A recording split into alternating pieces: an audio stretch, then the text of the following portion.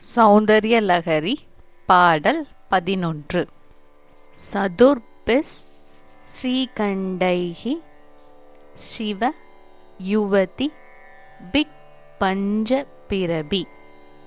சதுர்பிஸ் ஸ்ரீகண்டை சிவ யுவதி பிக் பஞ்ச பிரபி. சதுர்பிஸ் ஸ்ரீகண்டை சிவ யுவதி பிக் பஞ்சபிரபி. பிரபின்னாபிஸ் சம்போ நவபிரபி மூல பிரகிருதி பிஹி.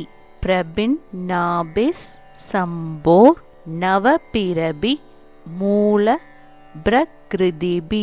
சதுர்பிஸ் ஸ்ரீகண்டை சிவ யுவதி பிக் பஞ்ச பிரபி. பிரபின்னாபிஸ் சம்போர் நவபிரபி மூல பிரகிருதிபிஹி.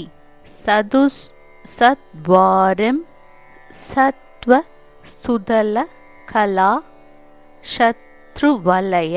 த்ரிரேகாபி ஷார்த்வம் தவ சரண கோணா பரிணதாஹ.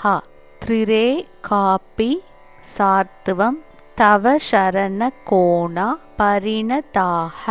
சதுசத்வாரிம் சத்வஸ்துல கலாஷத்ருவலய.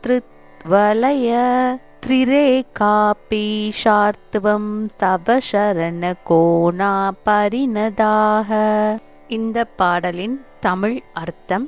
இதில் ஸ்ரீ சக்கரத்தின் சொரூபங்களை பற்றி கூறப்படுகிறது. அம்மே சிவ ரூபமாக 4 சக்கரங்கள், இவைகளை காட்டிலும் வேறுபட்ட சக்தி சொரூபமான 5 சக்கரங்கள், மூல காரணமான தாதுக்கள் 9 மற்றும் மந்திர கோணங்கள் 8 தளங்கள், 16 தளங்கள், 3 மேகலைகள், 3 பிரபாகங்கள் ஆகிய இவைகள் 44 தத்துவங்களாக அமைந்துள்ளன என்று இந்த பாடலில் கூறப்படுகிறது. இதில் 4 சிவ சக்கரங்களாலும் சிவ சக்கரங்களிலிருந்து வேறுபட்ட சக்தி சக்கரங்கள் 5 9 உள்ளது என்று பிரபஞ்சத்தின் அனைத்து மூல காரணமான தத்துவங்களையும் ஒன்றிணைப்பாக ஸ்ரீ சக்கரத்தின் கோணங்களை பற்றி கூறப்பட்டுள்ளது. இந்த ஸ்லோகத்தின் ஜப முறையும் பலனும்: 8 நாட்கள் தினந்தோறும் கிழக்கு முகமாக அமர்ந்து 1000 தடவை ஜபித்து வந்தால் புத்திர சந்ததி இல்லாதவர்களுக்கும் புத்திர லாபம் உண்டாகும் என்பது இந்த பாட்டின் பலனாக குறிப்பிடப்பட்டுள்ளது. இதற்கு அம்மைக்கு நேவேதனமாக வெள்ள பாயாசமும் அம்மைக்கு கொடுப்பது சிறப்பு வாய்ந்தது. சதுர்பிஸ் ஸ்ரீகண்டை சிவயுவதி பிக் பஞ்சபிரபி. பிரபின்னாபிஸ் சம்போ நவபிரபி மூல பிரகிருதிபிஹி. சதுசத்வாரிம் சத்வஸ்துதல கலா சத்ருவலய. த்ரிரேகாபி ஷார்த்வம் தவ சரண கோணா பரிணதாஹ.